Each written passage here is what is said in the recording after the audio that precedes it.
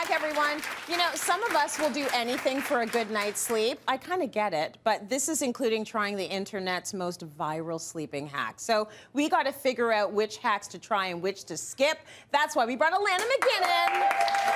She's going to help us out with her big brain and a bit of research. So the first trend, get this, everyone, it's called bed rotting.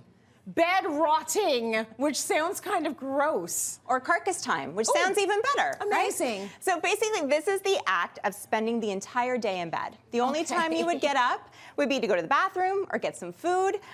Gen Z is adopting this as a great way for self-care, for rest. All right, so that's a lot of hanging out in the bed. I understand why you would want to do that. The reason why I wouldn't want to do that is because I look forward to going to sleep at night. Yeah. So I don't want to be in my bed all day. There's nothing to look forward to. And I love that you said that, because I look at this trend with two lenses. So one obviously is as a sleep coach, as a sleep expert. If you're someone who is struggling with sleep, you want to be working on creating a positive association between your bed and your sleep. So you don't want to be spending a lot of wake time in bed, because like you said, then when you go to bed, your body and brain is used to being awake. So not great for that. But I do also look at this as a perimenopausal woman who is stressed and overwhelmed, who has 3 teens who have adopted this trend very well. Listen, we come from a generation of the hustle culture that we are trying to break out of, right? So I think if you sleep relatively well, you don't have, a lot of sleep issues, and you want to spend the odd day in bed, go for it. Go for it. If it's becoming a consistent thing, though, where you now don't want to get out of bed, that could be a bigger issue. And then you need to talk to your doctor. But I don't think there's anything wrong with the every now and then bed rotting or duvet day. I like duvet day. Duvet day. That's so much nicer. So much nicer. I want to participate in that one. Yeah, right? Okay, next up, let's talk about acupressure. Can acupressure points actually help us sleep better? They can. So there is one called the Anmian pressure point, and this is right behind your earlobe. Okay. And apparently, if you rub it 100 to 200 times before you go to bed, it will help you fall asleep. It regulates your nervous system. 100 to 200 times. Right, but I don't want to be rubbing anything 100 to 200 times before I go to bed. Like nothing. Nothing. I want easy. Easy, Tracy. It's a lot. Yeah, it's a lot. So an easier way is just regulate your breathing or do some deep breathing. So lying in bed, doing either some breath work, breathing in deeply through your nose, breathing out through your mouth. You can place your hand in your chest on your abdomen, make sure it's expanding when you're breathing out.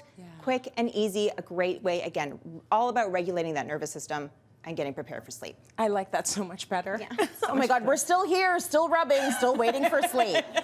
Talk to us about the vagus nerve and the role it plays in sleep. Okay, so I love this topic. So vagus nerve toning is very important because our vagus nerve is the longest nerve in our body. It runs from our brain down around through our heart to our gut. So think of it almost like that super highway between your brain and your gut. It does so much. It helps our organs communicate with each other. It regulates our heart rate, our digestion, how we socially interact with people. The problem is when we have higher amounts of stress, higher amounts of cortisol levels, it weakens that nerve. So we always want to work on, like we tone our muscles. We always want to work on toning them, right? So one way to do that is through cold therapy. So taking a cold pack when you go to bed, placing it on your sternum for 15 minutes. This is where that nerve runs through. Got it. That's going to help stimulate that nerve. Also just humming. Like here. You feel that vibration, right? Or belting out that song. Oh, I do that a lot. And you feel the joy. That's your vagus nerve toning.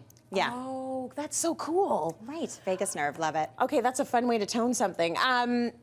Lettuce water. Okay, so people are drinking lettuce water as a hack to get better sleep. Talk to me about this one. So there's a lot of food trends on TikTok. A lot that hail that they will help you sleep. One of them is lettuce water. So this is the act of boiling a few lettuce leaves of water. We've done it for you, Tracy, for you to try. You boiled it because I thought it was going to be cool and refreshing, but it's not warm. Cucumber. It's warm lettuce. So it tastes how you probably think it's going to taste. Okay.